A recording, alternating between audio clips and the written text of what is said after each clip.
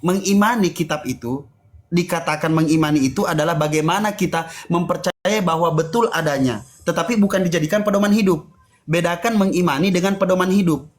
Oke, mengimani itu adalah bagaimana kita percaya bahwa itu pernah ada, yaitu apa? Pertanyaannya, betul tidak bahwa itu adalah Tuhan sang pencipta alam semesta? Betul.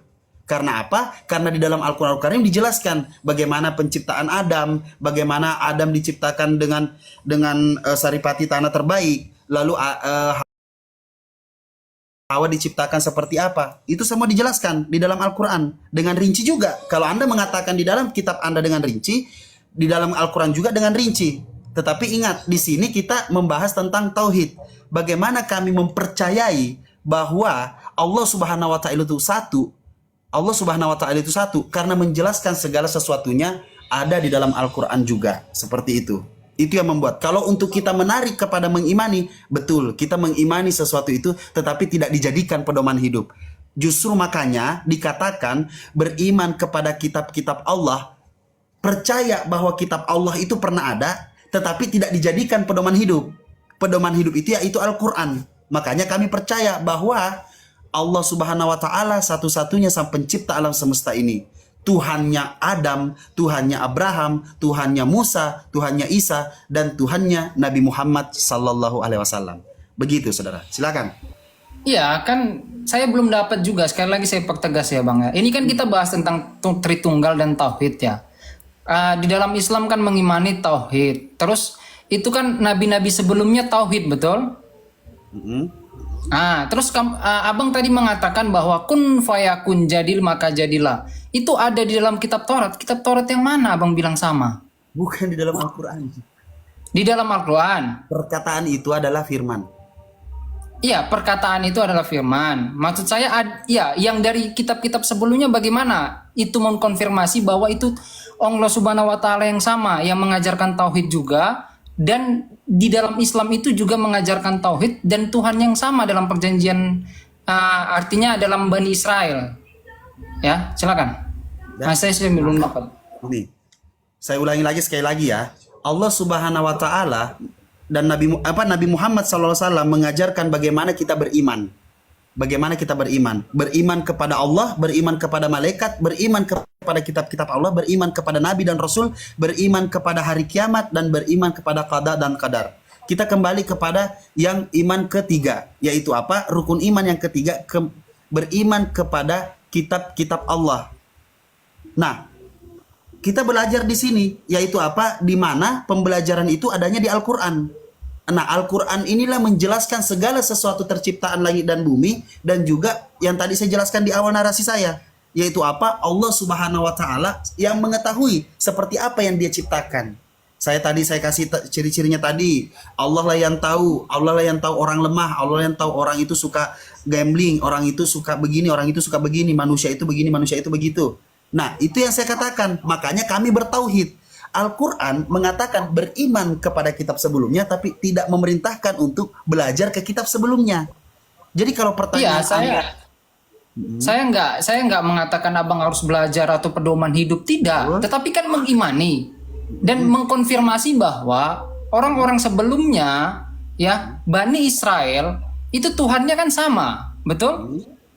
Dengan Allah Subhanahu wa taala dan mengajarkan tauhid, betul?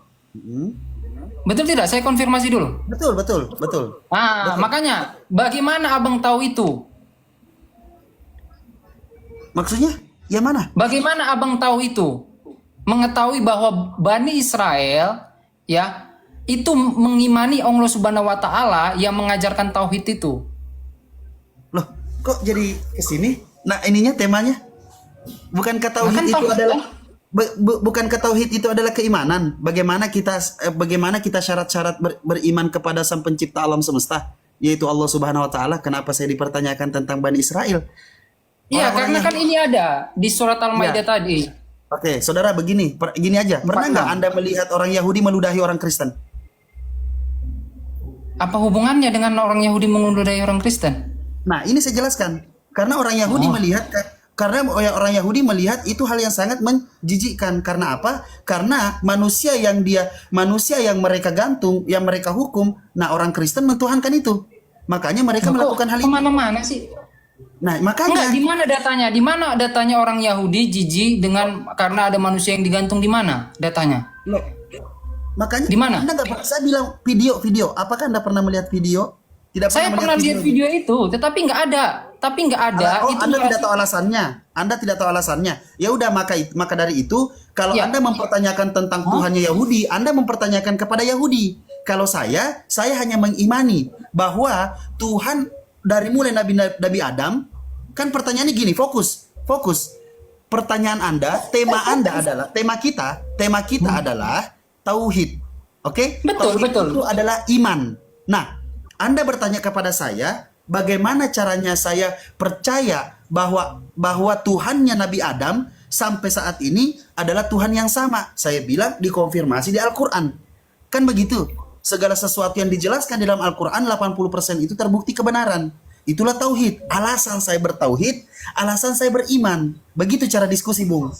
Jadi saya menjelaskan sesuai tema. Walaupun saya seharian tidak belajar, Anda sudah mengumpulkan data-datanya, tapi dengan spontan saya bisa menjelaskan tauhid itu di sini adalah alasan bagaimana kita bisa beriman.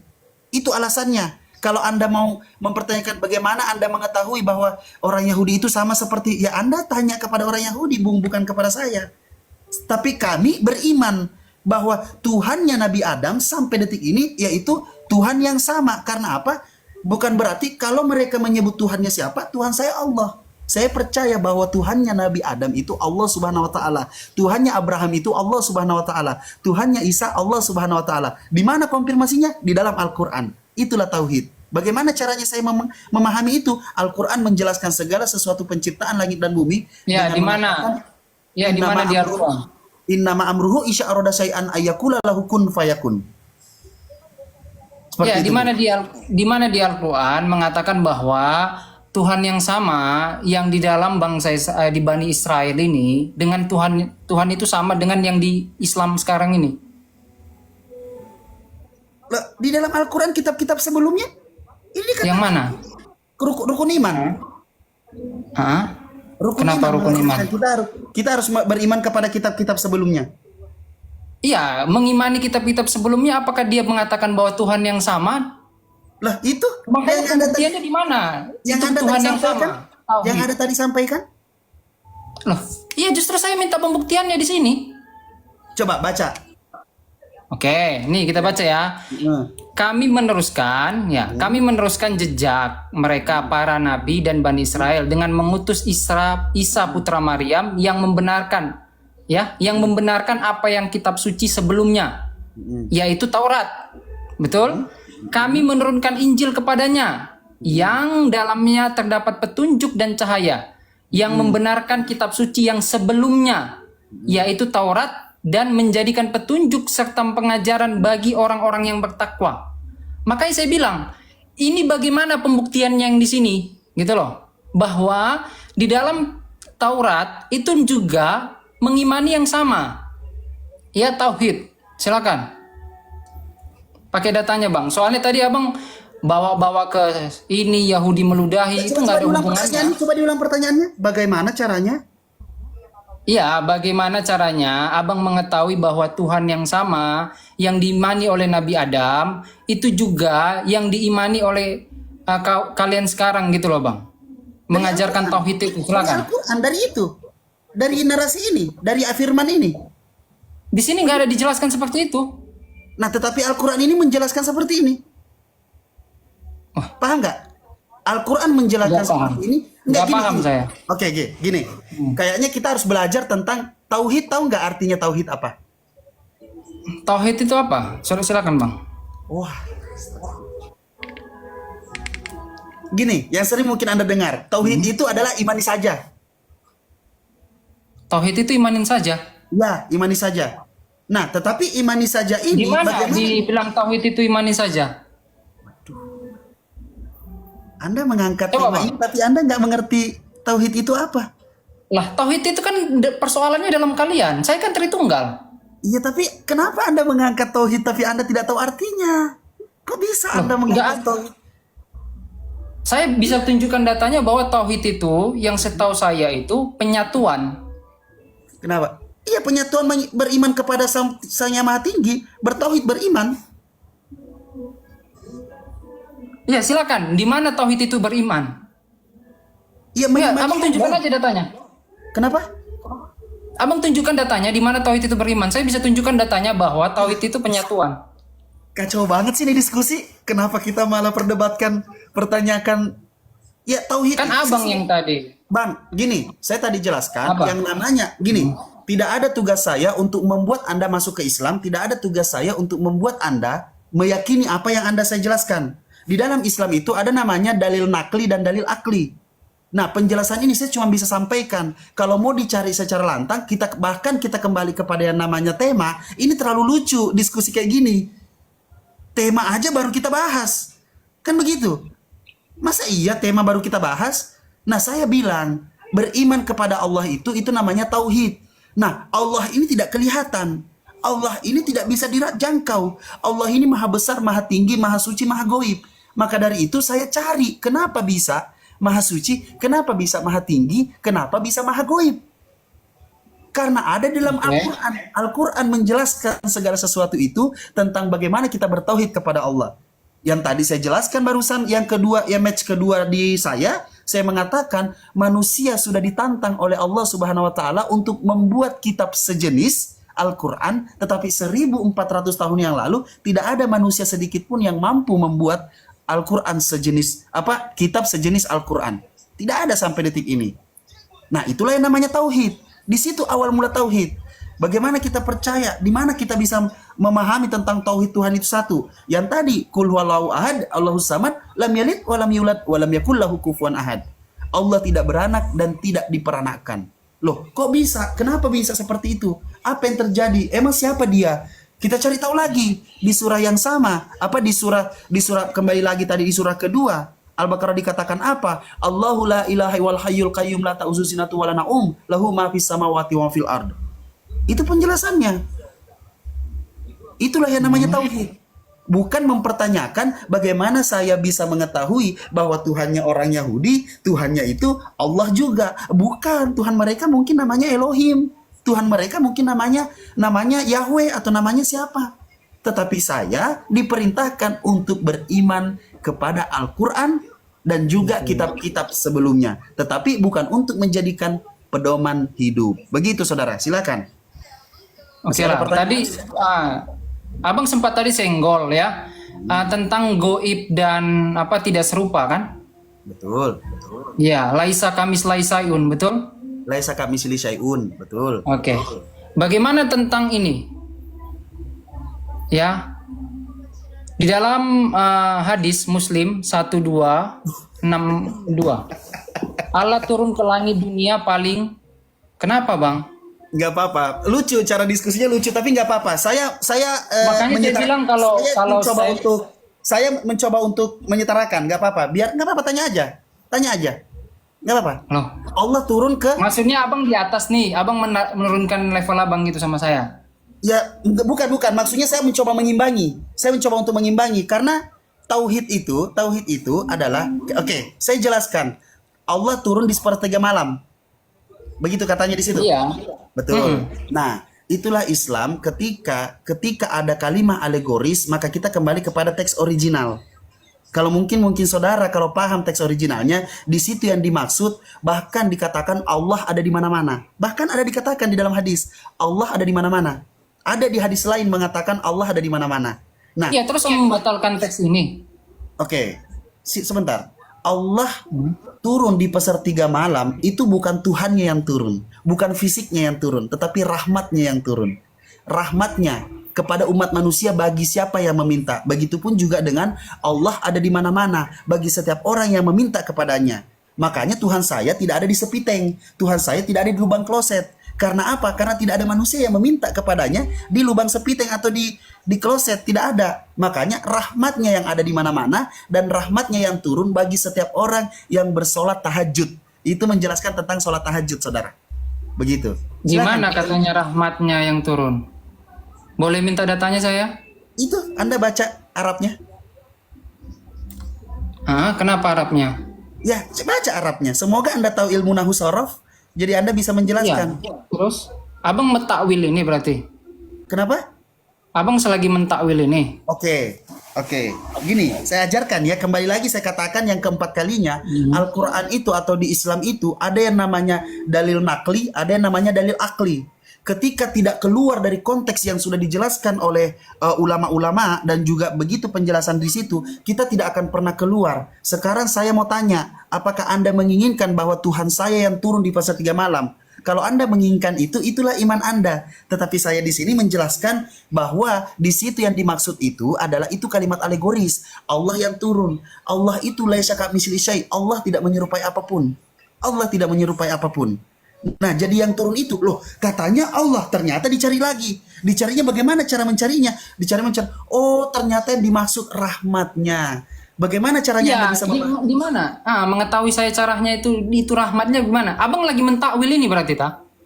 Iya, saya mentakwil. Saya mentakwil. Oke, kalau Anda mengatakan itu takwil, ya saya mentakwilnya. Iya, ini ayat-ayat mustasawiyat bukan? Saya tanya. Abangku. Kenapa, Bang? Kalau abang masuk nih, saya ajarin ya, saudara ya, saudara Albert. Kalau abang masuk ke sini, kita sedang menjelaskan tentang esensi Tuhan dan sifat Tuhan, bukan lagi ketauhid. Iya, makanya kalau kita kan menjelaskan esensi tentang Tuhan, tentang ketauhidan Tuhan ini, berarti kan dia tidak serupa dengan apapun, betul? Bukan ketauhidan Tuhan bahasanya, ketauhidan manusia kepada Allah Subhanahu Wa Taala. Iya, itu masuk dalam esensinya kan? Bukan. Jadi gini, sedikit salah dalam berbahasa di dalam Islam tidak bisa dipahami secara apa yang orang lain dengar. Umat Islam bertauhid kepada Sang Pencipta alam semesta. Ketika Anda menawarkan saya tentang yang namanya tema tauhid, maka yang saya sampaikan bahasa kasarnya begini. Alberto, begini cara saya beriman kepada Allah Subhanahu Wa Taala. Al-Quran menjelaskan sebagian banyaknya penjelasan di dalam Al-Quran. Begitu juga ilmu pengetahuan di muka bumi ini dijelaskan begitu banyaknya. Al-Quran juga mengetahui sifat-sifat manusia. Nabi Muhammad adalah seorang buta huruf yang tidak pernah meneliti yang namanya Al-Quran, tetapi dia hanya menyampaikan karena dia percaya bahwa Nabi Muhammad disampaikan oleh Nabi Muhammad mendapatkan wahyu. Yang paling pertama orang yang bertauhid itu adalah Nabi Muhammad SAW. Karena beliau tidak pernah meneliti apa yang dia sampaikan kepada umatnya. Tidak pernah meneliti. Nah, dialah yang bertauhid. Modal percaya, modal beriman, dia menyampaikan segala sesuatu kepada umatnya. Begitu, itu tauhid. Jadi kita nggak koridornya kemana-mana. Kenapa bisa kita? Iya, tetapi kan gini loh, abang kan bernarasikan bahwa dia goib, dia segala hal. Makanya timbullah pertanyaan seperti itu, kan gitu. Oh, jangan pernah menimbulkan lah pertanyaan. itu kan masih. Iya, artinya kan kalau Anda bernafsu menimbulkan pertanyaan lain, artinya Anda keluar dari konteks. Memang begitu dalam konteks. Kalau abang memang mau tetap dalam konteks, nggak usah menarasikan apa yang tidak penting dong. Loh, kok menarasikan apa yang tidak? Kok tidak? Loh, kalau memang abang nggak mau jawab ini, lah berarti nggak usah dinarasikan kan tentang bagaimana Allah itu goib segala hal. Berarti kan nggak serupa dengan apapun, betul kan? Iya betul. Begitulah saya. Nah, kenapa kan tadi saya bernarasi begini, saudara. Kenapa saya bisa bertauhid kepada Sang Pencipta alam semesta yang tidak kelihatan ini? Karena dia mengatakan. Makanya dengarkan, fokus. Kenapa saya beriman kepada sesuatu yang tidak kelihatan ini? Karena di dalam Al-Quran ada dijelaskan laisa kamitslihi syai'un. Itu. Saya tidak meminta Anda untuk tidak serupa dengan makhluk, betul? Tidak serupa dengan makhluk. Nah, makanya saya mencari tahu, loh kok dia tidak serupa dengan makhluk? Emang kenapa? Karena dia memiliki esensi yang namanya maha tinggi, maha besar, maha gurih. Betul. Kalau dia tidak serupa dengan makhluk, kok ada Allah turun gitu loh ke sepertiga malam? Bukankah dia memenuhi segalanya? Itu kalimat alegoris, saudara. Ya, kalimat alegoris itu tolong tunjukkan, dan itu kamu katakan, Bang, itu apa? Rahmat. Rahmatnya yang turun. Ya, rahmatnya yang turun itu di mana? Gitu loh. Datanya. Itu beban pembuktian kan ada di Abang. Iya, baca teks originalnya, Bang. Abang mengerti. Abang mau belajar ngaji atau gimana sih? Loh, kan supaya teman-teman tahu. Iya, gini. Anda tidak Loh, percaya emang kalau original teksnya mengubah Oke, gini. kata-katanya gitu. begini saudara, Anda tidak percaya bahwa rahmatnya yang turun, Anda mau percaya bahwa Allahnya yang turun. Lah itu bacaannya Allahnya yang turun kan? Nah, Anda percaya bahwa Allahnya yang turun? Nih, Allah Ya. turun ke langit bumi dunia pada pada setiap malamnya, yaitu saat sepertiga malam terakhir seraya berfirman, "Aku adalah raja, aku adalah raja." Terus kan Dan di dia sini jelas meminta- Dia kalimatnya. meminta kepada aku, niscaya aku akan memberikan, dan siapa yang akan meminta ampun padaku, niscaya aku akan ampuni. Keadaan itu berlangsung hingga tiba waktu. Sih? Ah, di mana rahmatnya ini? Kan makanya saya bingungnya di situ loh. Ya, Di sini Anda jelas-jelas. Oke, silakan Bang. Allah turun, silakan. Oke, Anda akan bingung karena Anda ingin meminta bahwa yang turun itu Allah, kan begitu. Saya sebagai Islam, Saudara Albert, Anda tidak memahami bahwa yang dimaksud di situ adalah rahmatnya yang turun, karena tidak mungkin Allah yang turun karena Allah itu maha besar.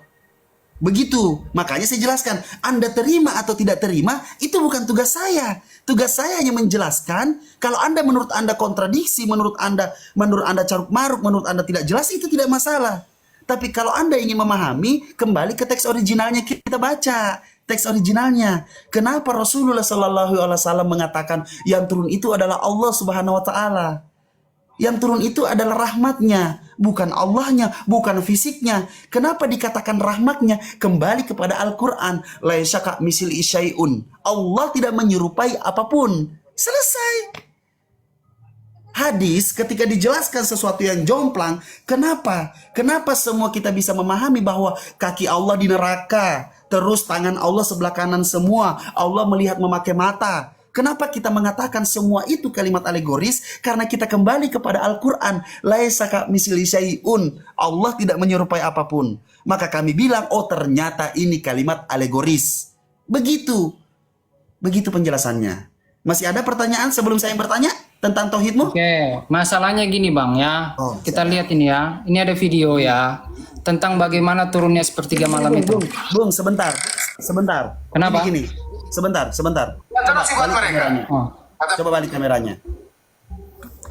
Anda mau diskusi dengan saya, menabrakkan saya dengan video, dengan oknum yang berbeda. Bagaimana caranya? Saya harus selalu menjelaskan setiap oknum-oknum yang Anda berdiskusi dengan saya sesuai pemahaman saya. Ketika Anda berbicara dengan Islam lain, Anda juga bisa menjelaskan sesuatu, tapi tidak begitu cara diskusi, Bung. Nggak begitu. Kenapa saya Karena selalu Abang belum tunjukkan datanya Gini. itu gitu loh. Gini ya, Apa? gini. Saya ajarkan sedikit. Saya menambahkan pengetahuan Anda sedikit, bukan mengajarkan. Menambahkan pengetahuan Anda. Cara diskusi itu adalah bukan segala sesuatu yang kita tunjukkan itu sesuai keinginan. Ketika lawan debat kita, Anda merasa saya tidak bisa menunjukkan dengan cara detail atau apapun itu, Anda kembali kepada kapasitas Anda. Begitupun juga dengan saya. Saya tidak tahu bahasa Ibrani, saya tidak tahu bahasa Yunani. Ketika Anda mengatakan, oh tidak begitu Rashid, bahasa Ibraninya begini bacaannya bla bla bla, saya akan diam. Artinya apa? Kapasitas saya tidak sampai di situ. Berarti Anda jauh lebih paham.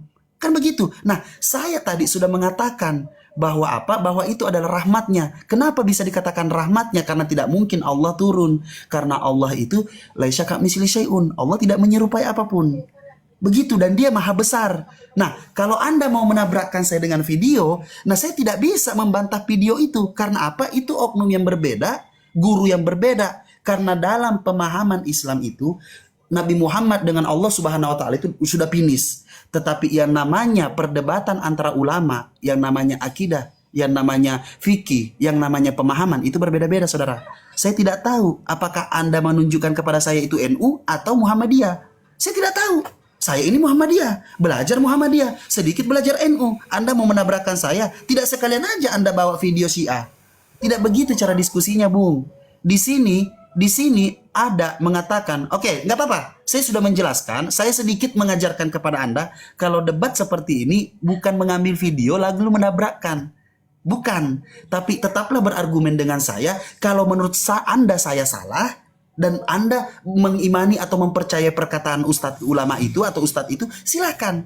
Kalau Anda mempercayai perkataan saya, Anda tidak mempercayai kata ulama itu, dan juga silahkan.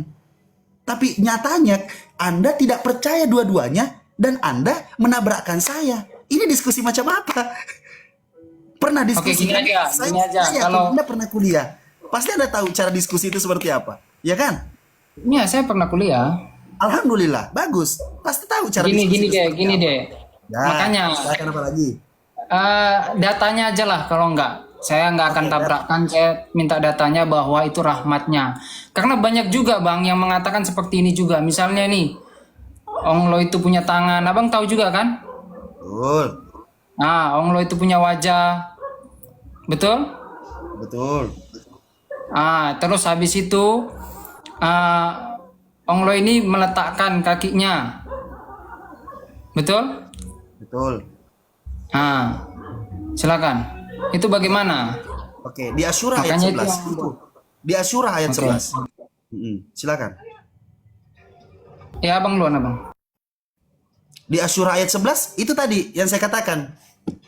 Laisa kamitslihi syai'un. Allah tidak menyerupai apapun. Makanya kami memahami itu adalah rahmatnya yang turun. Karena Ya. apa? Manusia dijamah, bahasa Anda dijamah. Saya Manusia. boleh ngomong bentar, Bang? Silakan. Saya soalnya pakai data, nanti takutnya saya nggak pakai data. Ini contohnya seperti ini teman-teman ya, datanya ya. Dari surat ya, nih Qaf ayat 30. Misalnya ini dikatakan, ya Nabi SAW beliau bersabda, orang-orang dilemparkan ke neraka hingga neraka itu berkata, apakah ada tambahan lagi? Maka Allah meletakkan kakinya. Dan neraka itu berkata, cukup, cukup. Dan kalau kita lihat juga di sini ada juga mengatakan bahwa nih, ya wajah Onglo. Maka hanya memiliki Allah timur dan barat, kemanapun kamu menghadap, di sanalah wajah Allah. Ya, sesungguhnya Allah Maha Kuasa lagi Maha Mengetahui. Dan di sini juga ada ya di dalam hadis ya teman-teman, hadis Muslim ini sahih ya, Muslim 3406. Di sini dikatakan bahwa yaitu orang-orang yang berlaku adil dalam hukum. Sebelumnya ya, Rasulullah SAW bersabda, orang-orang yang berlaku adil berada di sisi Allah di atas mimbar panggung yang terbuat dari cahaya di sebelah kanan Ar-Rahman, ya, sedangkan kedua tangan Allah adalah kanan semua. Ya. Jadi kedua tangan Allah ini ada di kanan semua, yaitu orang-orang yang berlaku adil dalam hukum, adil dalam keluarga, adil dalam melaksanakan tugas dan dibebankan kepada mereka. Itu bagaimana? Kalau mengatakan Onglo itu laisa kamis laisaiun. Tolong dijawab, Bang. Silakan. Ketika Anda mempertanyakan tentang kalimat alegoris menyatakan kepada Allah Subhanahu wa taala tentang kaki apa segala macam, itu ada di surah Al-Anbiya ayat 23. Mau saya bacakan? Silakan, Bang. Oke, di surah Al-Anbiya ayat 23 dikatakan Allah tidak ditanya tentang apa yang diperbuatnya, dan Allah lah yang bertanya kepada kita semua umat manusia apa yang kita lakukan di muka bumi ini. Begitu, Bang. Coba mana? Begini. Al-Anbiya berapa tadi? Al-Anbiya ayat 23. Abang bisa tunjukkan di situ?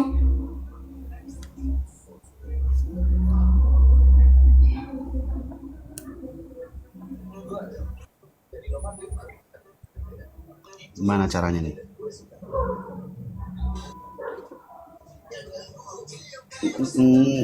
Darah Yesus. Sebentar. Al-Anbiya ayat 23.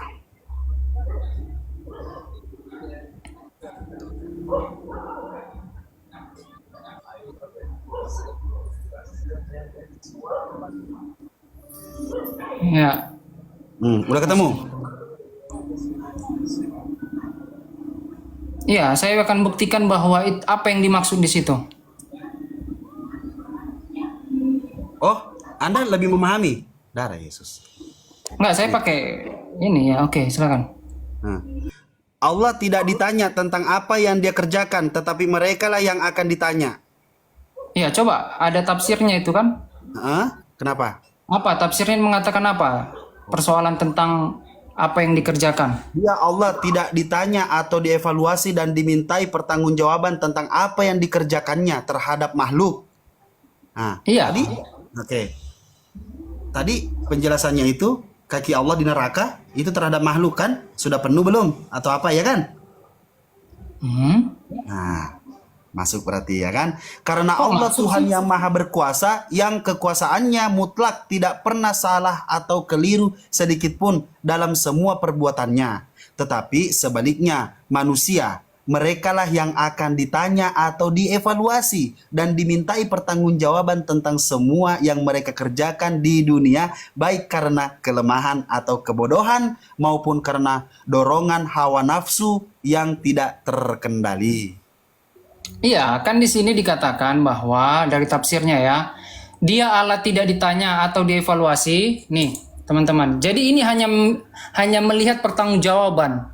Menurut saya ya, kalau saya melihat dari sini. Ya, dia Allah tidak ditanya atau dievaluasi. Evaluasi ini kan, loh, kenapa sih Bang? Enggak, Evaluasi itu Bang. kan berarti ada kalau ada kesalahan. Tapi ini kan tidak ada kesalahan yang dilakukan. Ya, loh iya evaluasi. Ya, Siapa yang diminta bisa melakukan pertanggungjawaban kesalahan? tentang apa yang Manusia- dikerjakan. Bang, manusia siapa di muka bumi ini yang tidak pernah melakukan kesalahan, Bang? Enggak, maksudnya Allah saya bilang enggak melakukan kesalahan. Yang di sini, Iya, dia Allah tidak ditanya, dievaluasi. Kan siapa yang dikatakan di sini? Kan abang mau buat ini kan? Untuk membantah data-data yang tadi, betul? Misalnya tangan, wajah. kok membantah? Saya tidak membantah, saya menjelaskan. Tidak membantah. Bung, saya sudah menjelaskan bahwa itu adalah kalimat alegoris. Kalau Anda tidak menerima, ya silahkan. Lah, gimana sih ini? Saudara, kapasitas saya menjelaskan itu kalimat alegoris. Kenapa Ar-Rasyid itu kalimat alegoris? Karena ada dikatakan, laisa kamitslihi syai'un. Allah tidak menyerupai apapun. Ketika menjelaskan bahwa Allah melihat dengan Anda ngerti apa itu? Maka dijelaskan Allah melihat memakai mata. Tetapi karena laisa kamitslihi syai'un, mata Allah tidak seperti mata umat manusia. Di situ dikatakan gitu loh. Masa saya menjelaskan dengan cara begini? Allah Tidak seperti mata umat manusia. jelas. Terus seperti apa? Loh, laisa kamitslihi syai'un. Allah tidak menyerupai apapun. Apakah saya mau membantah kebesaran Loh, Allah? abang taunya tidak seperti mata manusia itu dari mana? Karena laisa kamitslihi syai'un, Allah tidak menyerupai apapun. Kenapa? Apalagi? Saya hanya minta datanya sebenarnya dari tadi. Lah itu tadi laisa kamitslihi syai'un, itu datanya. Ya, kalau memang gini loh, kalau untuk mengkonfirmasi satu ini laisa kamitslihi syai'un, ya, mau mengkonfirmasi ini, ya, ini kan belum bisa dibantah. Yang dibantahnya adalah bahwa memang ini alegoris itu bagaimana mempertanggungjawabkan itu abang mengatakan alegoris. Gitu loh. Bukan berarti ini laisa kamitslihi syai'un, ini terjawabnya bagaimana kalau alegoris di mana datanya gitu loh. Oke, Paham nggak sih? lah iya, baca teks originalnya, Anda mengerti? Contohnya seperti ini. Lah, gila. Ya, contohnya seperti ini ya. Contohnya seperti ini. Saya dikatakan maling ya. Terus saya bilang, "Dia maling." Loh, kamu harus membuktikan bahwa kamu tidak maling. Bukan kamu mengatakan dia maling lagi. Itu sama aja kamu nggak menyelamatkan dirimu. Oke. Makanya saya bilang, bagaimana abang mengatakan bahwa tadi yang turun itu rahmatnya di mana? Kalau original teksnya abang minta abang minta Karena kasih tahu ke penjelasannya saya. di situ, karena penjelasannya di situ adalah di mana Allah Subhanahu wa taala memberikan segala sesuatu bagi orang yang meminta. Ketika orang meminta pertobatan akan Allah berikan. Ketika orang meminta apa yang mereka minta, Allah akan berikan. Maka dari itu dikatakan yang turun itu adalah rahmatnya di sepertiga malam, bukan Allahnya. Kalau Anda meminta saya untuk membuktikan, saya tidak bisa membuktikan siapa yang turun. Kalau Anda mau mengatakan berarti Allah yang turun, silakan. Anda silakan cross check di satu, tunggu di Kok satu. saya yang ini? Kan saya sesuai dengan apa yang dibacakan tadi. Wah, Anda blunder ini, Bung. Bung, Anda ini diskusi blunder, sumpah. Tidak Blunder ilmiah apa, sekali Bang? Anda diskusi. Bukan polemikus. Ternyata Anda tidak bisa diskusi. Anda sudah tahu, sadar tidak? Anda sudah bertanya kepada saya 14 kali. Nggak sadar kan? Karena abang nggak pakai data. Di mana saya tidak pakai data? Loh, abang udah munculkan tadi dari tadi. Coba buka. Yang turun itu adalah rahmatnya. Kau baca teks originalnya. Kamu tahu tidak teks originalnya, Beban Bung? pembuktiannya itu bukan dari saya, beban pembuktian dari abang dong. Nah, itu Kan abang yang mau terjemahannya saya membuktikan. bilang. Apakah Anda saya dites satu ayat per ayat Anda bisa paham? Kalau saya mengatakan Ya, mengajarkan ya, urusan paham atau enggaknya setidaknya itu tunjukkan gitu loh. nah itu kan merepotkan di saya. Saya bilang, kan makanya saya bilang Anda paham atau tidak, silahkan. Saya sudah menjelaskan, sudah tidak ada kapasitas saya menjelaskan. Kapan saya bertanya kalau Anda sudah bertanya sebanyak 14 kali? Kan begitu. Bung, saya menjawab Yaudah, pertanyaan Anda. Saya bertanya, menjawab pertanyaan Anda, bukan kapasitas saya untuk membuat Anda mengerti atau menerima, apalagi masuk Islam, bukan. Bukan. Saya menjelaskan sesuai dengan bagaimana saya mendeklarasikan diri saya di sini, selalu begadang tiap malam untuk saudara-saudara muslim saya yang ada di bawah, agar mereka paham. Gitu loh, saudara. Jadi kalau Oke bang, saya nggak akan inilah. Oke, gimana bang? Abang mau bertanya apa? Silakan. ya silakan jelaskan satu kali lagi, Anda jelaskan tentang Tritunggal, tentang iman di dalam kekristenan, karena tauhid saya pikir Anda paham tauhid itu apa dan Tritunggal. Saya bilang kan Itu, tauhid itu penyatuan. Yang saya pahami. tauhid itu adalah iman. Tritunggal itu Lah. adalah keimanan Anda. Kan begitu.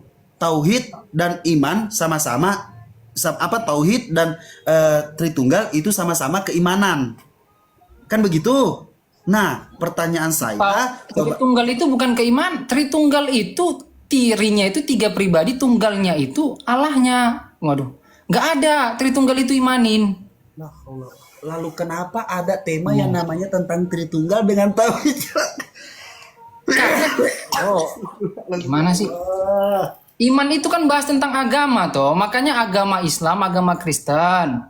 Toh ternyata di dalam agama Kristen dan Islam ya itu mereka Islam itu tauhid, Kristen itu Tritunggal. Iya, dan yang saya tangkap dengan pembelajaran saya pikir Anda sudah belajar, sudah mateng, sudah berani buka komal gitu loh. Saya pikir Anda begitu. Tritunggal itu adalah keimanan Kristen. Tritunggal itu adalah keimanan Kristen. Satu hakikat 3 pribadi, sesuatu yang dapat dibedakan tapi tidak bisa dipisahkan. Itu. Kan begitu.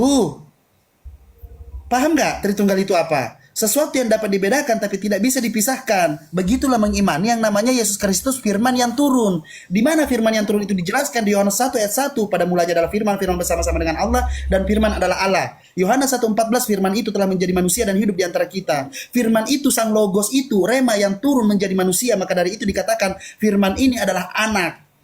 Lantas kenapa saya sekarang yang menjelaskan? Darah Yesus. Tepuk tangan buat Tuhan, haleluya. Allah Bapa nggak muat di sorga. Astagfirullahaladzim. Jadi gimana ini, kayak kita menjelaskan tentang, saya pikir Anda paham gitu loh. Saya nggak menumbuhkan tauhid itu iman.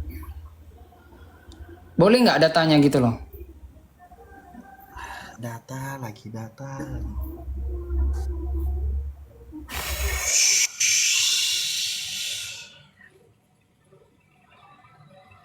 Coba ya.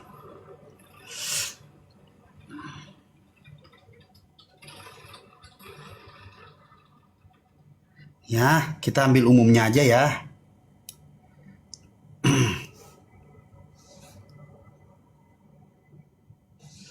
Nih.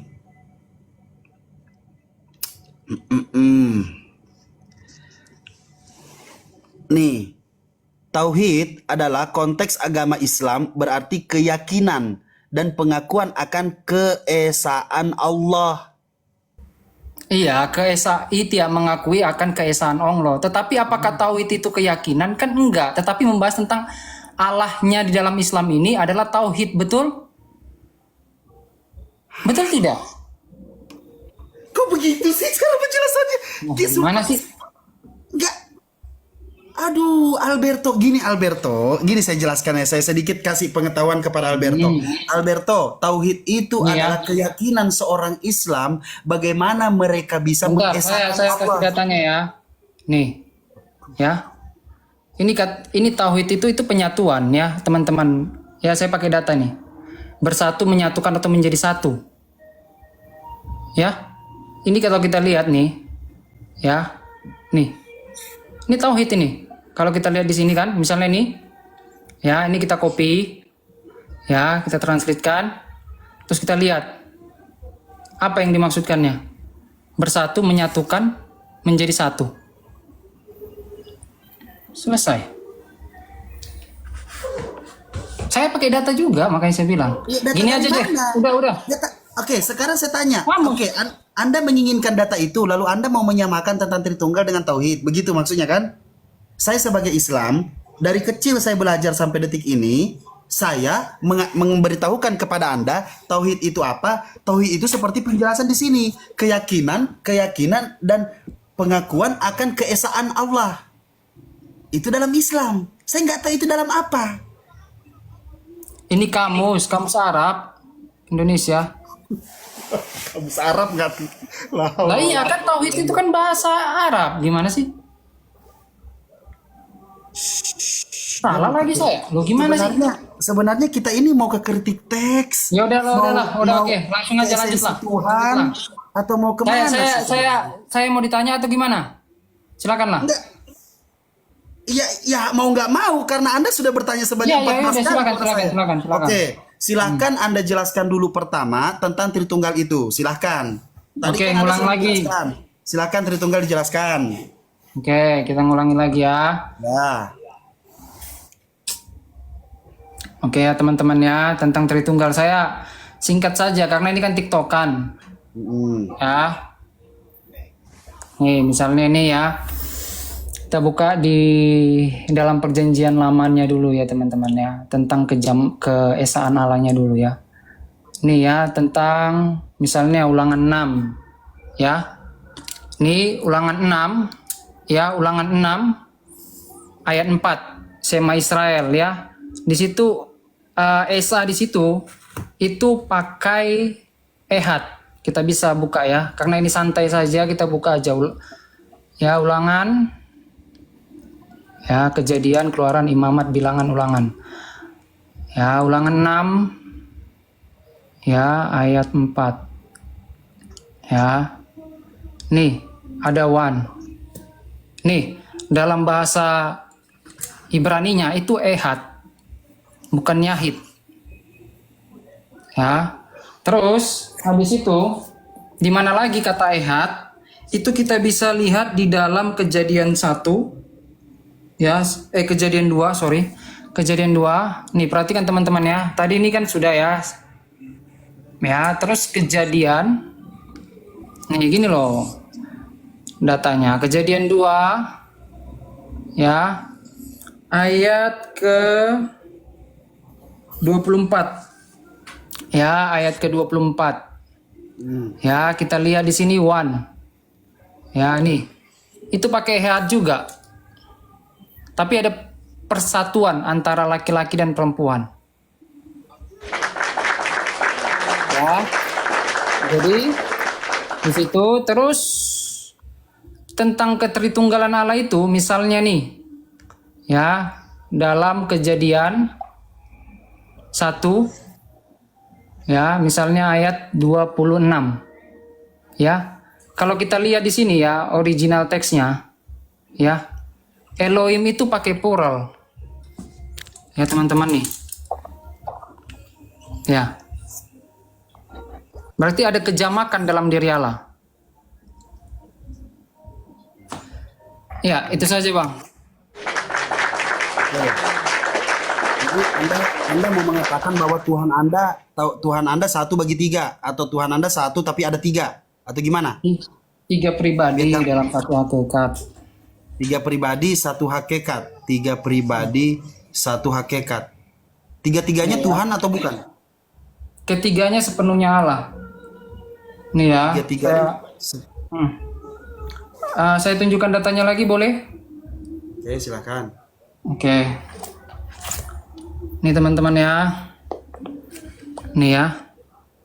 Tritunggal terdiri dari 3 pribadi yang satu tanpa keterpisahan.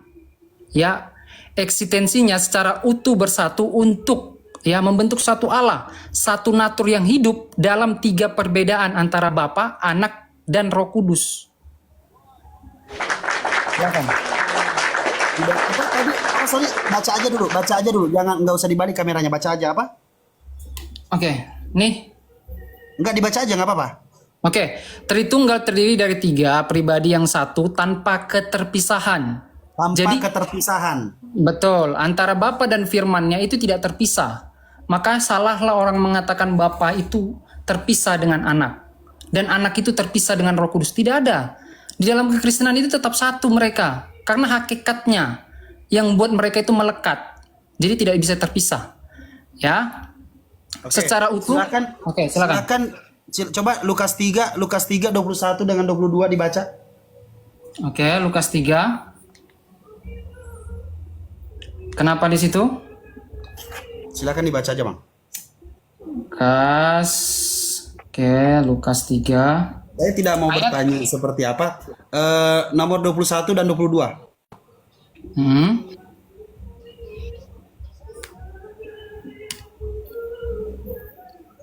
Ini ya, betul? Hmm. Oke. Saya tunjukkan teman-teman itu datanya dari saya ya. Ketika saya yang baca atau abang yang baca? Silakan dijelaskan, Bang. Oke. Ketika seluruh orang banyak itu telah dibaptis dan ketika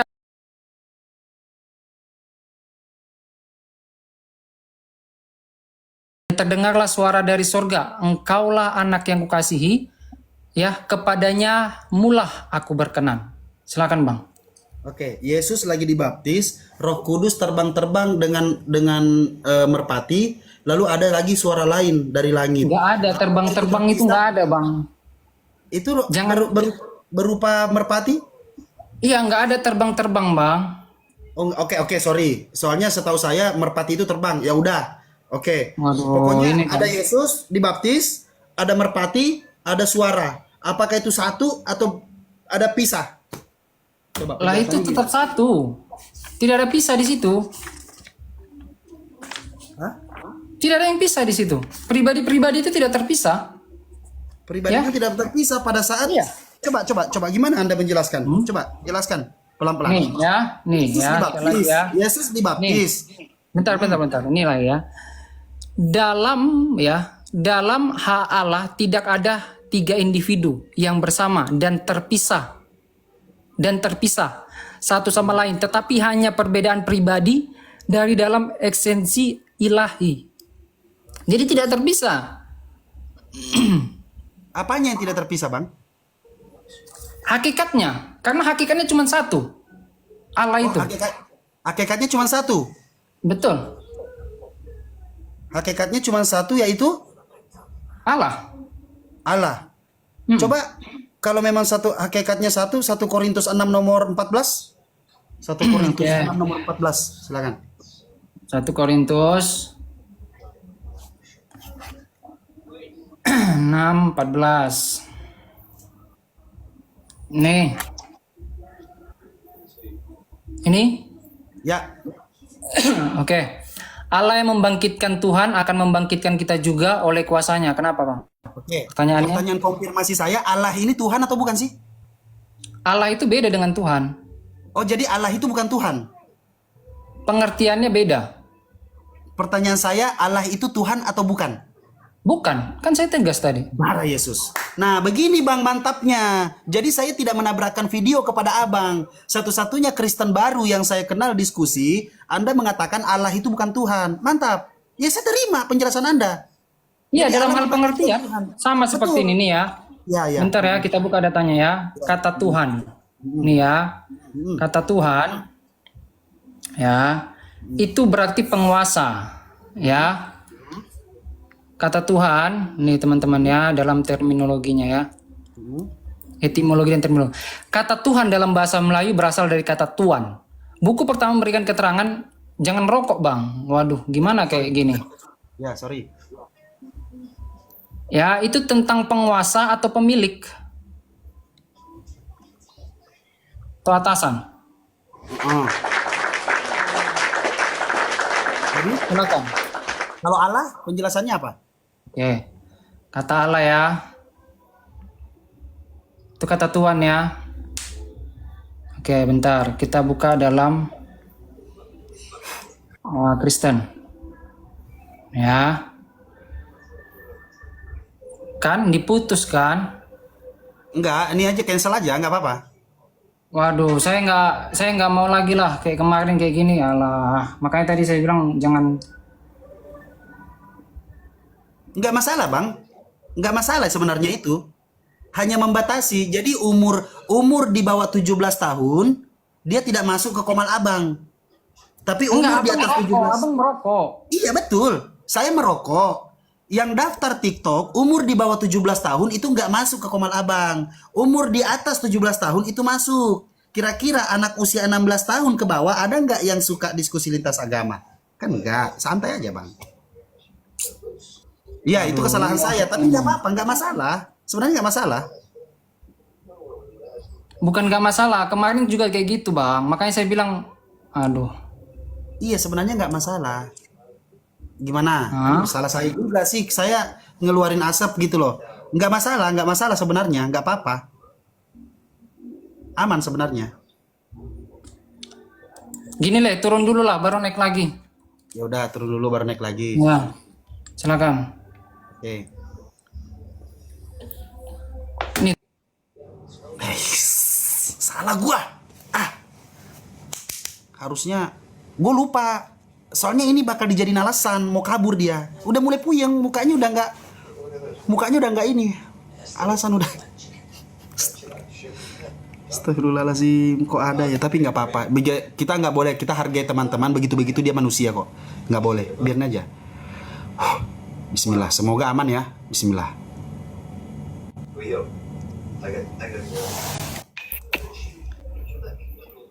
Nah, siap. Lanjut. ya kalau Allah itu, oke, oke bang ya, saya jawab ya.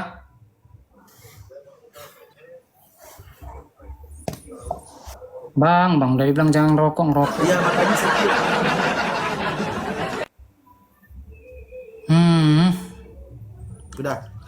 emang boleh yang ngerokok bang dalam Islam? Boleh. Boleh. Tapi kalau ada saya tunjukkan videonya gimana? Ya, ketemukan saya sama orang itu, minta saya debat aja sama itu. Kan begitu. Tapi abang ada dalilnya bahwa rokok itu boleh? Makan babi boleh, Bang. Di Islam. Hah? Makan babi boleh di Islam. Saya Makan ngomong babi boleh di Islam? Iya, Ar-Rasyid yang ngomong. Wah, Ya, sudah. hebat ya. Ya udah, ayo lanjut diskusinya. Ya. Oke lah. Makan babi boleh katanya. Oke lah, itu urusan sama Bang Rasid ya. Daripada mati mending ganjel perut makan babi. Enggak apa-apa. Itulah Islam indah. Ya. Oke. Nih ya, ini kata Allah ya. Kata Allah atau padan dengan Elohim atau Eloah atau El dalam bahasa Ibrani ya. Ini kata Allah ini ya. Ini kita lihat ya, yang sesembahan merupakan adalah satu-satunya pencipta. Ya, pencipta langit dan bumi. Jadi Allah itu pencipta langit dan bumi. Kalau Tuhan itu bukan pencipta langit dan bumi, tapi penguasa. Allah ini menguasai langit dan bumi atau tidak? Allah ini menguasai langit dan bumi, iya. Menguasai. Tuhan menguasai langit dan bumi juga. Enggak, menguasai langit dan Iya. bumi dalam hal apa nih? Pencipta. Iya, kalau Tuhan menguasai penguasa langit dan bumi bukan? Kalau Tuhan itu menuju pada penguasa atau pemilik. Oke, kalau pencipta itu penguasa atau pemilik?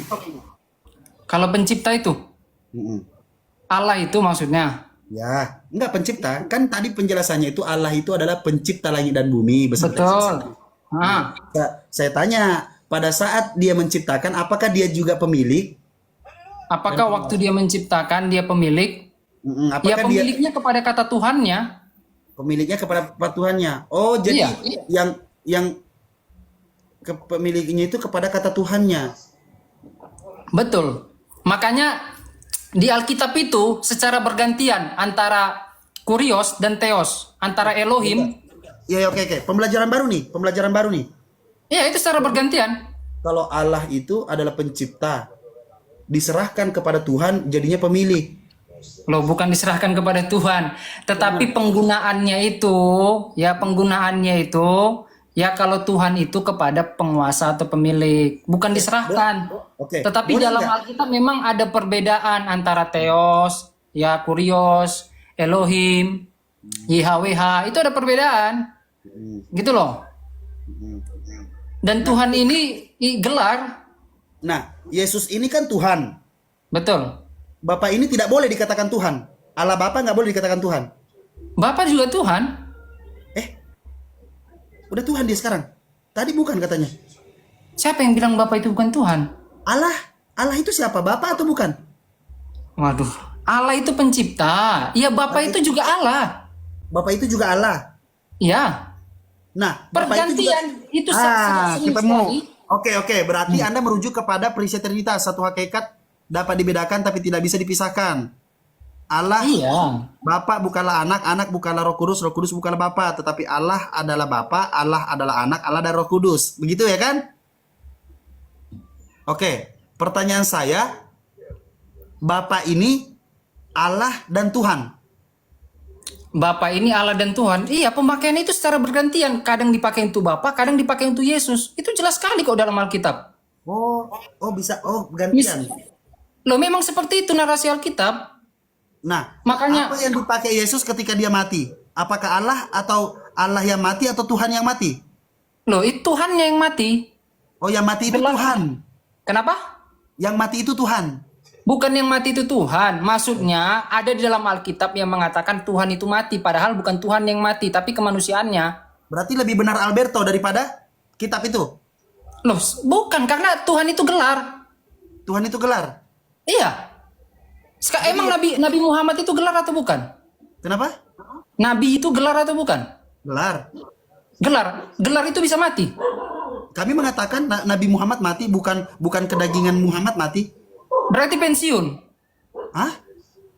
Enggak, dengarkan. Hah? Anda kan mengatakan Nabi Muhammad itu gelar. Ya kan? Loh, saya tanya. Iya. Ya, oke, santai. Anda bertanya kepada saya. Ya kan? Anda bertanya kepada saya. Ya, saya waktu Nabi itu gelar. Anda pasti mau mengatakan gelar itu tidak mungkin mati, kan begitu? Tetapi Iya, memang nggak mungkin mati. kami mengatakan dengan lantang Nabi Muhammad wafat, Rasulullah wafat. Terus Rasulullah itu tetap dipanggil Nabi. apa? Tetap dipanggil Nabi. Jelas. Loh, tapi udah mati ikut gelarnya. Betul. Terus kok masih dipanggil? Hah? Kok masih dipanggil tuh bagaimana ceritanya? Sejak kapan ketika kita memanggil presiden kedagingan, presiden Zimbabwe meninggal dunia? Yang meninggal itu siapa? Iya, Ada bukan nggak presidennya. Iya, tapi bagaimana narasinya? Presiden Zimbabwe telah meninggal dunia. Betul kan? Iya, tapi manusianya yang meninggal kan? Ya betul. Presidennya nggak mungkin meninggal. Betul, tetapi yang dikatakan Nah, iya, tetapi Makanya kalau Tuhannya yang meninggal atau presiden yang meninggal, terus waktu presiden makan, yang gemuk itu siapa? apa? Presiden yang gemuk. Iya, Presiden Prabowo yang gemuk. Waduh, bukan kedagingannya, Apa? bukan kemanusiaan yang gemuk. Tidak pernah bilang kedagingan. Apa Anda pernah mengatakan kedagingan Prabowo yang gendut? Loh, Enggak kan? karena tahu bahwa gelar itu tidak mungkin itu menjadi tidak gemuk. Memang Loh, tidak kalau mungkin. memang gelar itu gemuk, bagaimana gemuknya gelar itu? Lantas kenapa Anda memisahkan gelar itu kepada manusia ketika manusia ini melakukan yang namanya sesuatu? Melakukan sesuatu gimana maksudnya? Ya, Presiden gendut. Lalu Anda mengatakan apa? Mengatakan kedagingan Prabowo gendut. Enggak dong. Iya, Pasti orang juga mengatakan- sudah tahu, orang juga tanpa dikatakan seperti itu, orang sudah tahu. Yang sudah. gendut itu siapa? Prabowo-nya. Makanya waktu Prabowo mati, itu nggak mungkin dikatakan bahwa presiden yang mati, pasti Prabowo-nya. Presiden Loh, kok Prabowo meninggal dunia. Loh, Presiden Prabowo meninggal dunia. Terus nggak ada lagi presiden. Ada lagi presiden baru. Loh, iya, kan udah mati, ngapain ada lagi? Hah? Kan ikut mati sama gelarnya. Iya, manusianya yang mati. Manusianya yang mati Prabowo ini manusianya yang mati. Itu pinter, manusianya yang mati. Oke. Nah, Oh, nah saya bilang tadi, kenapa ketika presiden kita mengatakan presiden atau apa? Sekarang gini. Yang lahir itu Tuhan, betul? Tuhan Yesus, betul? Iya, di situ ada dalam Yang Lukas menginjil. 2. Oke, Bentar yang dulu, menginjil, gelar umum. yang menginjil itu Tuhan Yesus, betul? Nih, apa? Yang menginjil itu Tuhan Yesus, betul? Yang menginjil. Tuhan Yesus, betul? Yang menginjil di mana? Yang memberikan berita baik. Bentar, saya kasih dulu datanya ya. Nama dan gelar Yesus, ya. Saya pakai data. Beberapa gelar umum yang dipakai untuk menggambarkan Yesus Kristus adalah Kristus Mesias, Juru Selamat, Anak Allah, Anak Domba, Tuhan.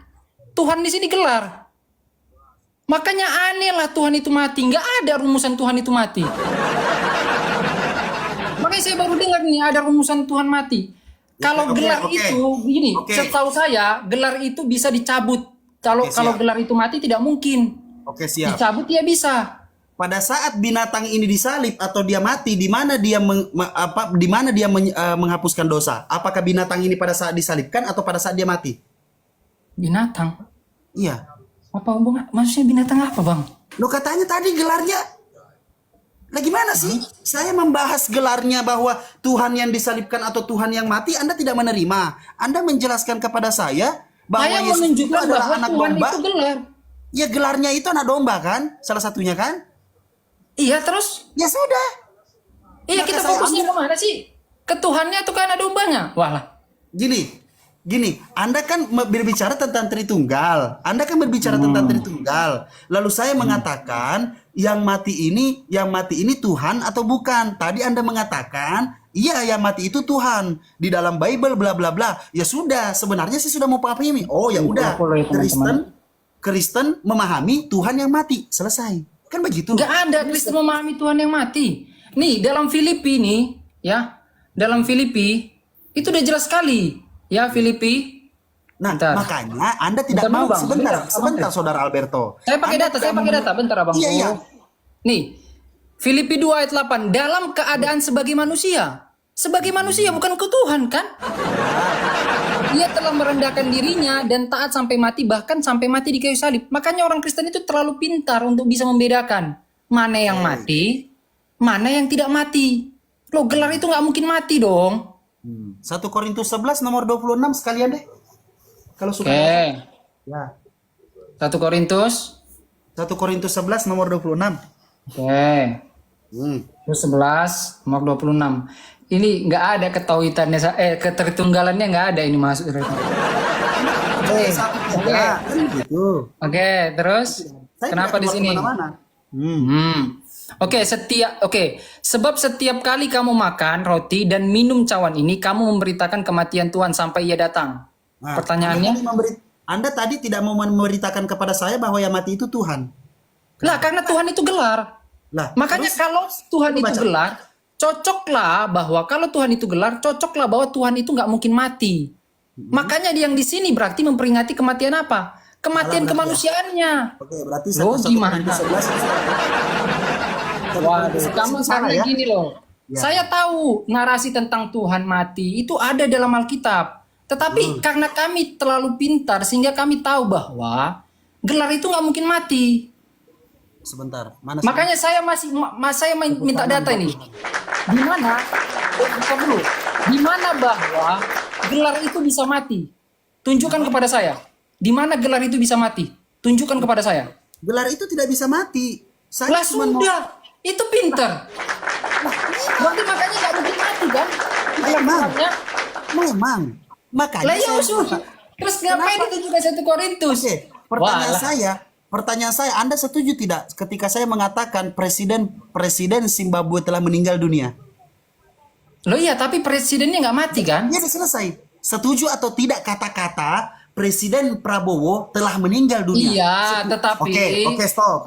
Bentar dulu, tetapi abang tadi setuju bahwa nabinya juga mati. Gelar nabinya mati. Gelar presidennya juga mati. Di mana data? Di mana data? Di mana data? Gelar itu bisa mati. Nabi udah mati. Iya, di mana Nabi udah datanya? Gelar itu bisa mati. Loh, nggak ada data, Nggak ada. tetapi tidak ada lagi nabi. Sudah nggak ada nabi. Ayo, berarti kan sudah mati Berarti nabi. pensiun Habis. dong. Apa? Pensiun nggak bisa lagi disebut nabi. Kan udah selesai. Loh, kok kenapa bilang? Ya makanya itulah konsekuensinya kalau gelar itu mati. Ya sudah, Wah, sudah. Ya sudah, berarti Yesus pensiun jadi Sebenarnya Tuhan. gini ya abangku, gini bentar Ya. dulu ya. Sebenarnya gini, persoalannya adalah kalau abang bisa menunjukkan data bahwa gelar itu mati, ya, gelar itu mati, itu akan menggugurkan semua statement saya di sini bahwa memang Tuhan Tidak itu ada, tidak ada. Saya tidak bisa menunjukkan karena memang tidak ada. Saya mengikuti Ya Anda. memang itu pinter, makanya kita bisa membedakan yang mati yang mana. Oke, oke, saya paham nih. Tuhan tidak, gelar tidak boleh mati. Tapi Anda mengiyakan tidak ketika saya mengatakan Tuhan Yesus mati? Loh, iya memang Tuhan Yesus mati, tapi kami Ya sudah tahu yang mati selesai. yang mana. Ya sudah selesai. Ya sudah selesai. Enggak, saya masih kejar. Yang enggak selesainya adalah saya masih kejar di mana gelar itu mati. Enggak ada kan? Ya, memang tidak ada. Wah, Tidak sudah. ada. Tetapi syarat manusia bisa mendapatkan gelar itu apa? Terus kenapa abang masih ngotot bahwa presiden itu mati? Oke, sekarang konsekuensi gelarnya logisnya, ya, Ah. konsekuensi logisnya, syarat manusia ini bisa diberi gelar itu apa? Salah satunya, silakan. Direktur, dia harus sekolah, dia harus berpendidikan, dia harus punya pengalaman kerja, dia harus menguasai bla bla bla bla. Dan itu terbukti nyata. Bukan hanya sekedar angan-angan. Itu presiden, manajer ini dengan gigi, dia bisa menjadi seorang suatu public speakingnya bagus untuk bawahan-bawahannya, terus motivasinya bagus. Itu manajer. Oke, nyata. Oke, itu harus nyata semuanya. Kan begitu? Pertanyaan saya, di mana ada satu manusia yang tidak membuktikan secara nyata bahwa dia layak digelari Tuhan, tapi dia ternyata digelari Tuhan. Kan begitu? Dan itu yang Anda yakini. Itu Enggak yang layaknya di mana? Enggak layaknya di mana? Kan Anda membawakan bahwa ini enggak layak nih. Oke, Oke, percaya dari tidak? mana? Sudut pandang mana? Percaya tidak kalau Tuhan itu maha besar? Ya. Oke, apa kebesaran Yesus? Silakan. Satu-satu. Oke, kebesaran itu apa yang Anda maksud? Silakan. Maha itu menyangkup segala aspek. Coba di Google, Anda kan ahli data nih. Coba, apa itu maha? Segala aspek. Kenapa jadi saya yang direpotkan Ya gini? karena Anda selalu mau buka data. Anda Lah tidak iya, mau memang cara debat itu harus pakai data, Bang. Ya Nggak memang, ada kok. Debat itu modal takia nggak ada gitu loh. ya maka dari seharusnya. itu silakan konfirmasi. Apa itu? Wah, Yang lah. katanya maha. Sejak Saya kapan kok- maha? Oke, sejak kapan maha itu hanya merujuk kepada sifat, hanya merujuk kepada kelakuan, hanya merujuk kepada sesuatu esensi yang tidak terlihat. Maha itu merujuk kepada segalanya. Oke? Lanjut dong, lanjut. Nah, sekarang pertanyaan saya, apanya Yesus yang maha besar? Terus? Ya itu pertanyaannya, silakan jawab satu-satu. Masih banyak soalnya. Karena yang namanya Tuhan itu kalau tidak dia gugur kemahaannya, satu aja gugur kemahaannya, maka gugurlah yang namanya Tuhan. Ada lagi? Udah itu aja, silakan jawab dulu. Apanya Yesus yang besar? Maha kuasa berarti toh? Pertanyaan saya besar dulu. Besar. Ya. Maha besar itu kan sama gimana? Maha besar atau maha kuasa? Beda Bung. Maha Coba besar, bedakan maha suci, dulu. maha- Silakan Oke. bedakan. Maha besar, Maha besar, maha suci, maha tinggi, maha goib, maha perkasa, dan maha kuasa itu beda. Tuhan ketika ingin menunjukkan kemahakuasaannya tidak mungkin dia menggugurkan kemahabesarannya. Tuhan menunjukkan kemahakuasaannya tidak mungkin menggugurkan kemahasuciannya.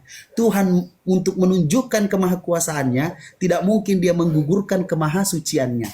Itulah Tuhan. Kalau di antara semua kemahaan ini ada satu saja yang gugur, maka dia bukan Tuhan. Begitulah makhluk. Penguasa ada penguasa. Kartel-kartel besar ada kartel-kartel besar. Menguasai segala wilayah bumi. Kartel-kartel ini ada. Tetapi ternyata apa? Dia hanya penguasa. Tapi bukan maha penguasa. Oke? Ya, oke. Bentar ya. Tadi kan Abang mengatakan maha kuasa itu bukan maha besar. Maha besar itu beda dengan maha kuasa. Iya, bedanya di mana?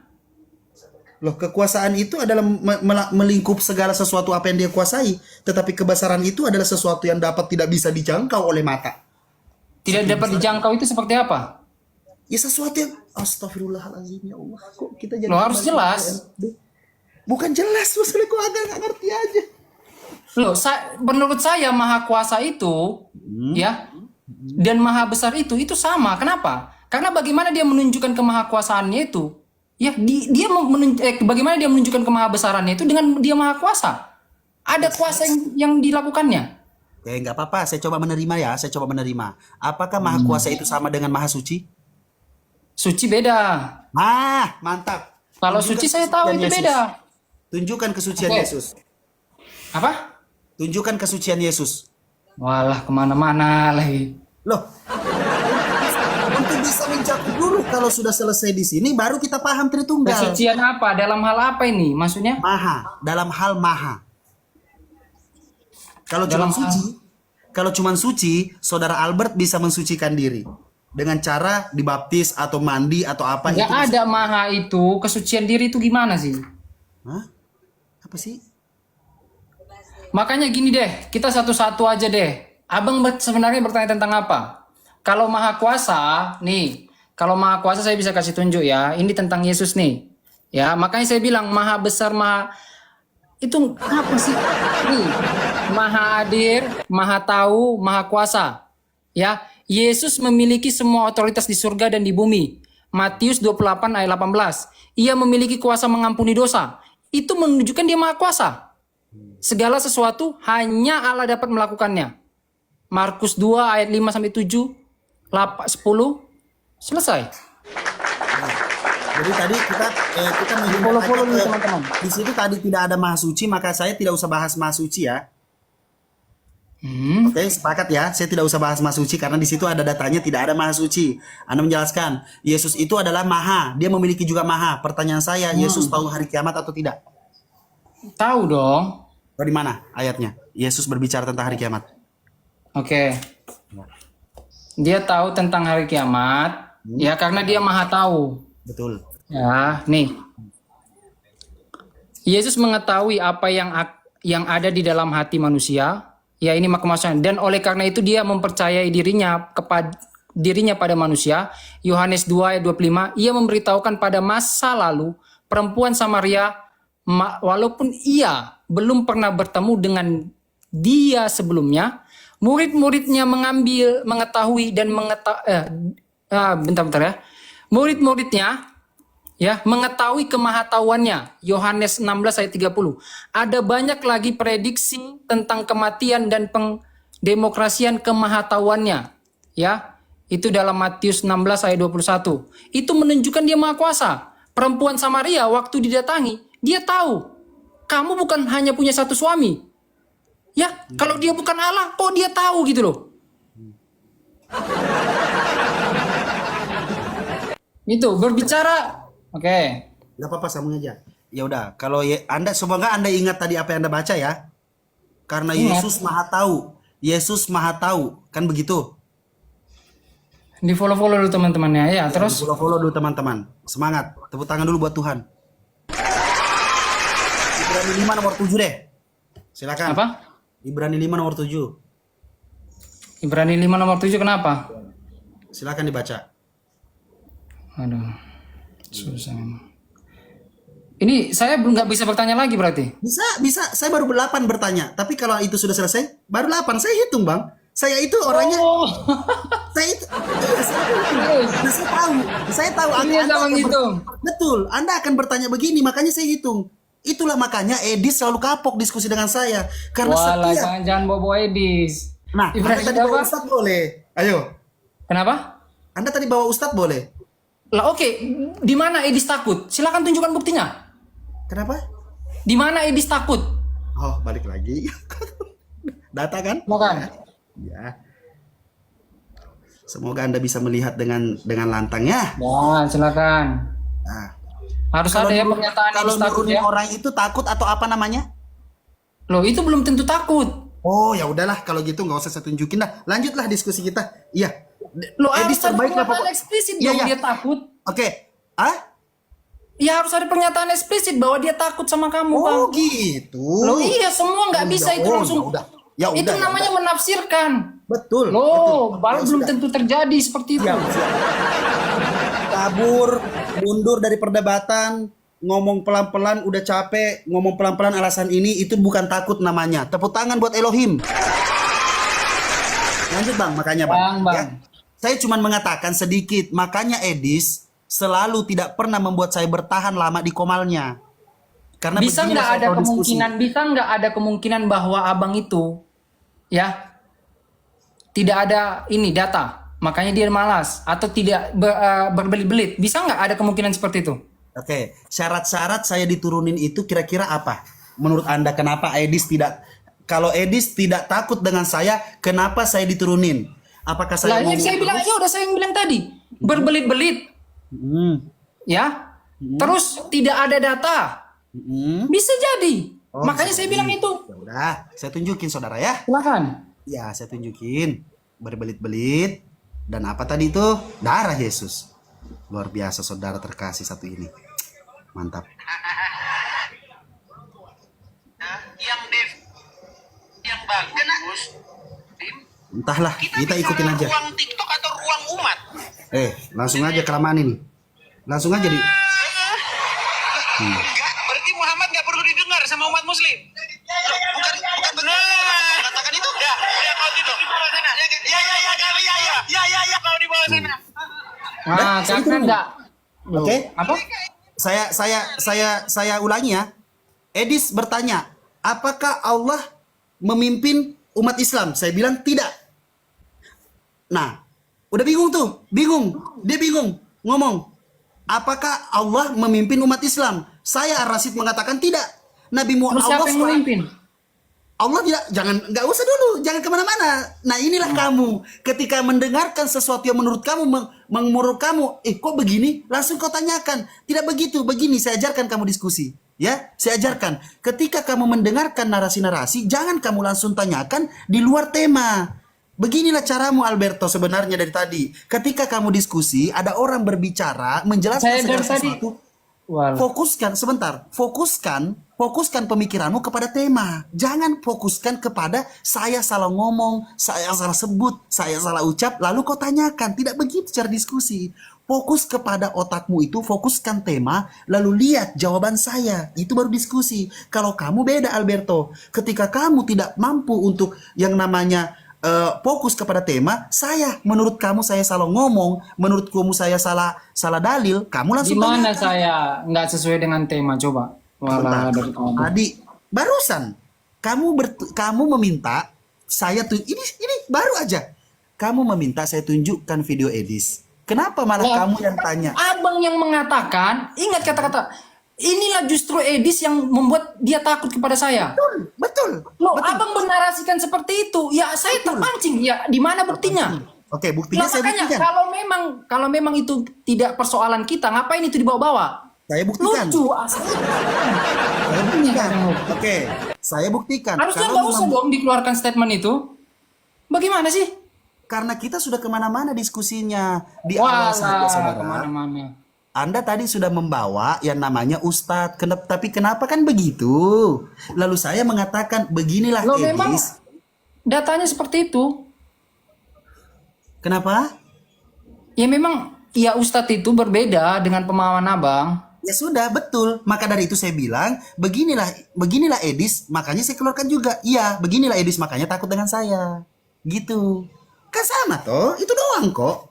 Lalu saya putar video Edis, Anda mendengarkan saya mengatakan Allah Subhanahu wa taala tidak pernah memimpin umat Islam.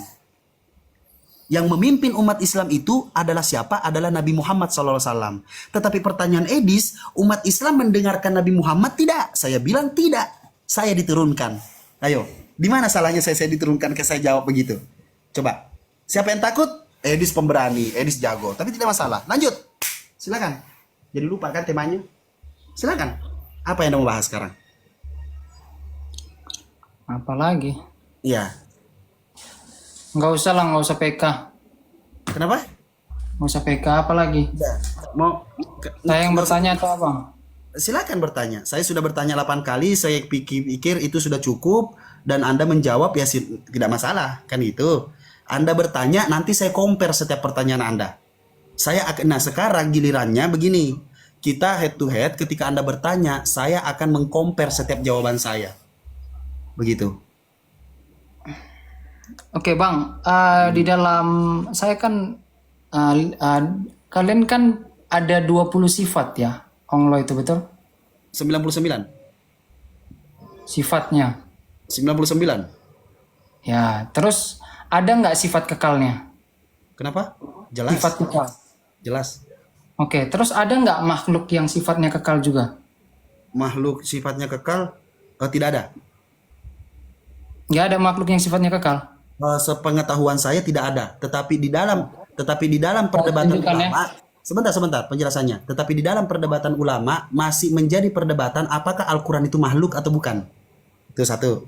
Al-Quran. Firman Allah itu makhluk apa bukan? Mushaf Al-Quran itu makhluk apa bukan? Itu masih ada dalam perdebatan umat Islam, yaitu para alim ulama. Begitu. Ini ada yang tag nih, ada yang bilang 99 nama. Kalau sifatnya itu 20. Kenapa? Tadi abang bilang, enggak, abang bilang 99 itu Ya sudah. sifatnya. Begini Bang, begini. Saya hanya menjawab setiap pertanyaan Anda. Kalau Anda terima, alhamdulillah. Kalau tidak, memang itu tugas Anda. Dijelaskan dalam Al-Quran. Kan begitu. Nih, setahu saya itu 20 ya. Mau dibuka pakai data apapun itu 20. Ya, iya. Tapi kan saya mengatakan 99. Saya mengatakan 99. Iya, makanya abang tahu dari mana itu 99. Namanya? Nih, 20 sifat wajib. Oke, terus abang mengatakan bahwa Yaudah lanjut. ya, terus abang mengatakan bahwa ada makhluk yang setahu abang tidak kekal, betul? Ada makhluk yang tidak Abang mengatakan bahwa tidak ada makhluk yang tidak kekal, betul? di luar Allah Subhanahu wa taala, tidak ada yang kekal. Tidak ada yang kekal. Oke, semua itu ya, apapun itu. Ya. Apapun itu, baik makhluk, benda, apapun segala hal. Sampai pengetahuan saya sampai detik ini, di luar esensi Allah Subhanahu wa taala itu tidak ada yang kekal. Apa yang Dia ciptakan di muka bumi ini tidak ada yang kekal. Oke. Kita lihat ya, teman-teman, ada yang kekal. Apa? Ya. Nih. Ya, nih kita lihat. 7 makhluk Allah yang tidak hancur pada hari kiamat. Apa itu? Pertama, arsy, singgasananya Allah. Ya, nih. Ya, ini ada datanya. Ya. Terus kursi milik Allah. Terus lahul, ya, ini juga kekal. Terus ya al-kalam atau pena, ini kekal. Surga dan neraka kekal. Ya. Terus ruh itu kekal. Ya. Terus ujung tulang ekor manusia itu kekal. Ya, di follow dulu. Terus pertanyaan saya, ya, kenapa ada yang kekal di luar Allah? Kenapa? Dan kenapa ada yang kekal di luar Allah sesuai dengan pernyataan saya, data saya, tetapi Ya, kan Anda sudah menemukan kan? Saya bilang tadi itu, pertama pertanyaan Anda, 20 sifat Allah. Saya bilang enggak, 99. Anda mengatakan tidak, saya salah. Kan begitu? Kan saya salah. Nah, yang kedua, Anda bertanya, apakah Allah itu di luar Allah itu ada yang tidak kekal? Kan begitu? Saya bilang tidak ada. Semua akan musnah. Kan begitu? Anda menunjukkan lagi bahwa Anda lebih tahu. Nah, sekarang ketika Anda sudah mengetahui itu, apa yang Anda mau tanyakan? Oke, bentar ya teman-teman ya. Ya. Nih, di sini ya, ini nama-namanya ada 99 ya. Itu banyak teman-teman kalau teman-teman lihat. Ya, Al-Rahman, ya, Ar-Rahim, ya. Ya, Banyak Al-Malik, ya, itu 99 itu nama. Terus abang kan tidak tahu, terus saya tunjukkan. Ya. Tunjukkan bahwa ada yang kekal. Terus bagaimana yang kekal ini? Kok ada selain daripada Allah? Silakan. Anda tadi tidak mendengarkan bahwa saya mengatakan bahwa semua yang di luar Allah itu tidak kekal. Anda mengatakan semua. Jangan saya mengatakan data. Saya pakai data, Bang. Oke, data mengatakan yang Anda sudah ketahui bahwa ada 7 yang tidak kekal. 7 yang kekal. Kan begitu? Ya. Kan? Yaitu apa? Lauhul Mahfuz, terus Kursi, terus tulang sumsum. Karena itu nanti yang dibangkitkan. Begitu juga dengan arsy, begitu juga dengan pena atau tulisan-tulisan dalam Al-Qur'an. Begitu juga dengan yang namanya ciptaan Allah itu surga dan neraka. 7 toh? 7 toh, saya nggak baca nih. Saya nggak baca. Kan begitu. Saya ulangi apa ucapan Anda. Kan begitu. Nah, saya bilang tidak ada yang kekal. Nah, ternyata Anda menjelaskan ada yang kekal. Apalagi pertanyaan Anda, silakan. Iya, bagaimana ini yang kekal ini? Berarti Abang nggak tahu gitu, maksudnya? Lah, Jadi iya, gimana? artinya bagaimana Anda menanggapi ini? Berarti kan saya nggak tahu bahwa arsy-nya Allah, Lauhul Mahfuz, pena dalam Al-Qur'an itu, yaitu firman Allah Subhanahu wa taala yang menjadi kitab. Terus apalagi? Surga dan neraka, habis itu tulang sumsum yang akan dibangkitkan. Kan begitu? Nah, Itu kan terus 7 apa lagi? itu. Terus apa lagi? Ya cuman itu yang saya tahu kan. Iya, Hmm. kursi Abang nggak sebutkan. Ars itu kursi. Iya, kursi. Iya, itu ars namanya. Ya, oke, Arsi. siap. Arsi itu apa? Singgasana bukan? Iya, sekarang pertanyaan Anda apa? Loh, ini dibedakan. Iya. Ini arsi. Ini kursi milik Allah. Iya. Di sini kok. Terus kenapa Bang bilang tadi arsi sama ars sama, maksudnya gimana sih? Singgasana Allah itu apa sih? Iya, terus singgasana tempatnya kan? Kursi itu pijakan Allah. Kalau arsy itu adalah singgasana Allah. Ya. Oke, terus. Ya terus apa? Jadi bagaimana gitu loh? Saya berarti udah gitu. Terus saya bertanya sama siapa nanti tentang ini? Lah, Biar enggak. Apa? Apa lagi?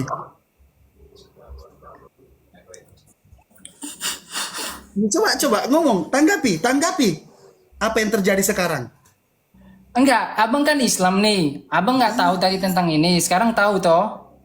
Ya, Nah, sekarang tahu. Terus Abang tapi Abang kan nggak mungkin menjawab karena awalnya tadi Abang tidak tahu, betul? oke ya. Udah, saya langsung aja ya. Gini saudara ya. Begini saudara. Dalam diskusi itu bukan hanya sekedar kita membuka data. Anda tidak sadar saya sedang ngetes Anda dalam segi ilmu psikologi namanya. Anda tidak bisa berbicara apa-apa pada saat mengatakan seperti itu. Bagaimana Anda mengatakan bahwa Allah Subhanahu wa taala itu memiliki 20 sifat, sedangkan saya mengatakan 99 sifat. Nah, saya mau menunggu pertanyaan Anda ketika saya mengatakan saya tidak tahu, ternyata Anda lebih tahu. Saya mau menunggu apa yang Anda dalam pemikiran Anda terhadap saya ketika saya mau berkata jujur kalau saya tidak tahu, saya bilang tidak tahu. Itu yang pertama. Yang kedua, ketika saya mengatakan 99 dan Anda mengatakan sifat wajib 20. Itu sudah terjawab. Sudah terjawab. Ya kan? Sifat wajib Allah itu 20. Dan saya bilang Asmaul Husna itu ada 99. Nama-nama Allah, sifat-sifat Allah. Itu.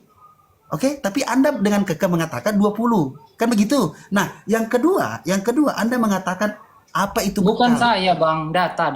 Nanti Iya, dipikir saya. data yang Anda sudah tahu kan begitu. Anda sadar tidak ketika Anda mengatakan ini masih menjadi perdebatan. Kalau saya bilang mengatakan bahwa ulama mana yang mengatakan bahwa yang namanya kekekalan itu arsy-nya Allah, tidak. Sedangkan nanti kita dapat bertemu kepada Allah. Apakah kita nanti bertemu dengan Allah itu besarnya seperti apa? Siapa yang mau berdebat? Makanya saya bilang dalam kalangan ulama itu masih menjadi perdebatan. Anda mempertanyakan sesuatu yang di luar esensi kekuasaan Allah, terlalu jauh. Tetapi masalah yang namanya 7 sesuatu yang kekal itu, makanya tadi saya berikan kisi-kisi kepada Anda. Kisi-kisinya apa? Di kalangan ulama masih memperdebatkan apakah Al-Qur'an ini makhluk atau ciptaan. Apakah ini makhluk atau ciptaan yang kekal? Ini masih menjadi perdebatan. Kan begitu. Sekarang saya tanya, pena itu bentuknya bagaimana? Ada yang berani berdiskusi dengan saya, pena Allah itu bentuknya bagaimana? Lalu dikatakan itu. Nah terus tulang sumsum itu, tulang sulbi itu, tulang sumsum itu dikatakan seperti apa bentuknya dia kekal. Sedangkan ketika kita menggali orang yang sudah mati bertahun-tahun itu nggak ada. Yang tertinggal cuman apa? Cuman kuku, Bung. Cuman kuku. Makanya kalau mau bertanya sesuatu, jangan terlalu jauh karena ada penjelasan di balik semua perdebatan-perdebatan di kalangan ulama, gitu loh. Terlalu jauh mempertanyakan. Ya. Kan gitu. Oke. Jadinya Bang. Anda bingung sendiri nanti. Makanya saya bilang saya tidak tahu. Nah, ketika Anda mengetahui bahwa Anda lebih tahu daripada saya, apa yang Anda mau tanggapi hal ini? Kan begitu. Oke, bentar ya. Saya minta penonton saja. Penonton gimana? Tekan 1 kalau saya masih mau debat sama dia. Kalau Bang Rasid kalau tidak mau debat lagi tekan 2. Kan Anda sudah bertanya. Tekan 2. Sekarang, oke, pertanyaan saya, kalau mau berhenti artinya dijawab pertanyaan saya. Cukup, Bang. Cukup. Oke. Karena Hah? udah terlalu banyak di sini. Enggak boleh saya bertanya. Enggak boleh saya Dari bertanya. tadi kan Abang bertanya saya jawab. Tapi cukup dah. Karena dari tadi nggak ada data juga. Anda membuka perdebatan. Cukup, Bang. Cukup. Jadi